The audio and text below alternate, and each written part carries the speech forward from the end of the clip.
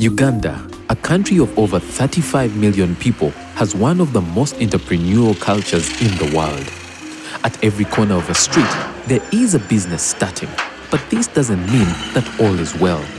Many of these businesses fail before seeing their first birthday. This means that as a business fails, many are left without work, which creates a big unemployment challenge in Uganda, with the youth hit hard. The unemployment rate among the youth is estimated to be at 6.5% of the population. Though there is free basic education in Uganda, not many youth complete their education, and for those that complete, the job market cannot absorb them. Either way, many youth remain unemployed. In trying to address the issue of unemployment in Uganda, the International Labour Organization ILO intervened with the Youth Entrepreneurship Facility project. From these trainings, the youth in Uganda have become innovative. They are starting and improving their businesses. This timely initiative has unleashed the youth entrepreneurship skills as a means to self-employment and creating jobs for other young people. Ali Sokot in the district of Kitgum realized that she needed to contribute to the family income. With a capital injection of 700,000 shillings, she started her honey business in this room. I normally buy honey from the farmers during the season where they are harvesting. Always they are harvested they started around the end of the March, April and May. In order to give the best honey, she uses the sun and steam to melt it. This ensures that only the finest is filtered into the containers. After attending the Honey Week in Kampala, her marketing strategy has changed. When I have processed honey like that, then I get the sample. I go with it for the supermarket. Sometimes my husband help me, and then also we put also in the Facebook. You see, the Kitgum organic honey. So sometimes when they see from the Facebook, they just now consult us even through the Facebook. That one make our business to be somehow different with others. The growth of Kitgum organic honey has put Alice above other honey dealers in Kitgum. She is always called upon to give consultations on radio. So when I went there, I was now telling them how my business was doing, how I started, how even I got the training from the ILO, how the training has helped me. It was so interesting. It's early morning in Soroti town. The staff at Teso Dairy is preparing the day's sales. This dairy was started by Thomas at work. He saw the need to employ other youth in his business, and this has helped in the expansion of Teso Dairy. His business now handles close to 300 liters of milk every day. So as I see the demand of milk was going high, and since I had the knowledge of producing yogurt, I started now producing yogurt. So when I started producing yogurt, I could supply it to supermarkets, supply it to individuals, to shops. People were happy with the products, and I introduced to ghee also. I started as one person doing all that work. I saw a need of recruiting staff. The payments, that money, if we divide that money, it can make me also to survive, paying school fees, even buying food, and if the children fall sick, I can even treat them. Actually, when I joined him, at least now 1 year, I'm seeing, even you can see my health also is a bit improved. I used not to put on this weight, and I'm also very happy about that. And also, for at least I'm able to, my family, I'm able to also cater, at least being a responsible somebody. I can also afford, buy some food for them. And also, children can also go to school because of this work.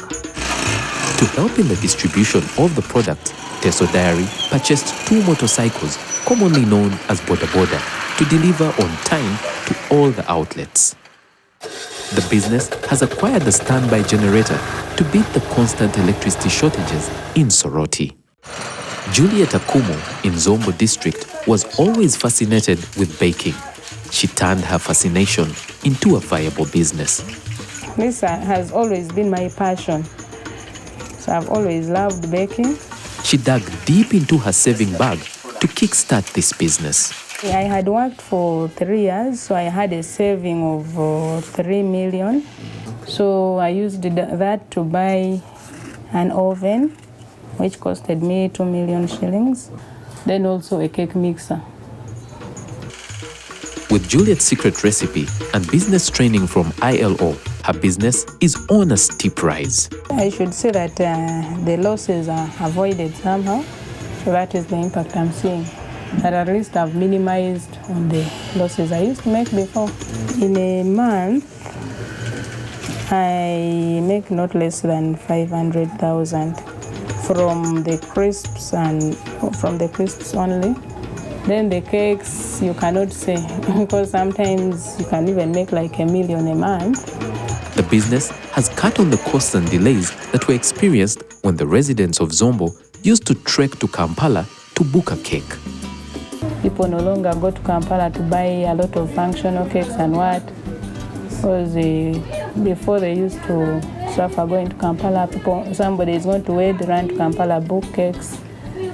Yeah, at least now they have the services here. In Mbale, Bernard Bwayo wants to benefit from the whole coffee value chain. He now makes money out of 3 coffee stages.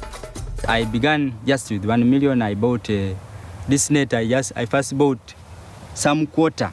Then I got some seeds I put on nursery beds. Then I bought some pots, these potting bags here.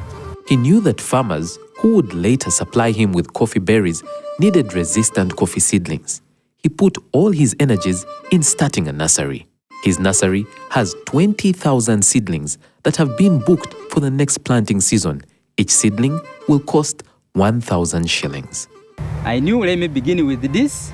Then later I also continue to also the other activities, which now went buying and selling. Because in the case the profits I'm realizing here, or they are quite lesser, the other side will be supplemented. He's applying the concept of business diversification, which he learned from the Start and Improve Your Business training. There are 7 activities in this coffee project. 1, the buying and selling of coffee berries. After buying, we pack here, then we dry, then we go and sell. Then also 2, we prepare. There's preparation of nursery or coffee seedling beds, such that this, when they have grown up, we collect and then we supply to coffee farmers. Then 3, we compose, because basically the concern is to do with the coffee. So we also compose after crushing, after getting this raw coffee. We get the coffee husks and we compose them in some pits, and then we get some fertilizer from this very coffee berries. And this fertilizer we later supply to the farmers and then other coffee farmers and even other food crops.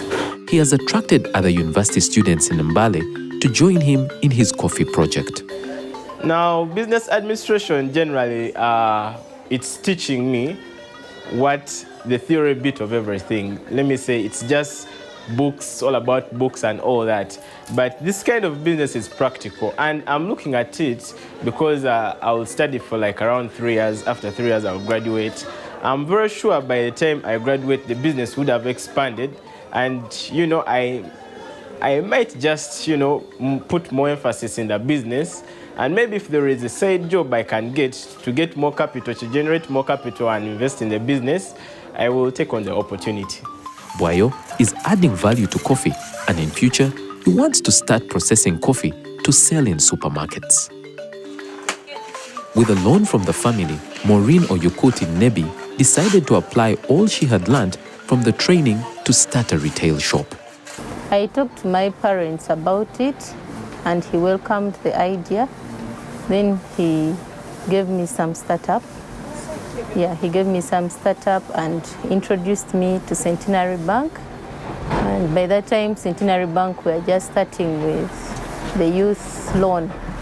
So they were the ones who gave me, and that's how I started with my capital. In order to be different, she started a retail shop that would cater for the basic needs of a home that were only found in Kampala. By the time I started it, In most cases, whenever we would travel like this side, you find you need some of those small other items. Most of the business around, they are dealing in most of the basic items. Let me say the baby's things are not there. Then those other extra cosmetics, they are not there. People who have at least moved and they know some of the items, whenever they move around, they come here, they get the item is there, and they're happy with it. Mums and Baby Point has created employment for the youth in Nebi Town. In this area, at least I'm able to employ 3 of my fellow youths around. And the way they are also working with me, I see that I'm also happy with the way they're working with me, showing me that they're happy with the way I'm also treating them. Our future plan is to get a much more bigger place than this, because we find the place is too small. We need to have, we are able to expand, but our problem is space. So with time, if you get a bigger place, we shall open up another branch. In this overly competitive business world, the intervention of the Youth Entrepreneurship Facility Project has made the youth become more innovative.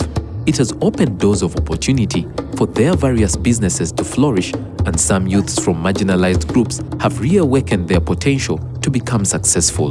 This has increased employment prospects and labor productivity in Uganda. Because of the Youth Entrepreneurship Facility Project, for many of the youths who participate, the only way is up.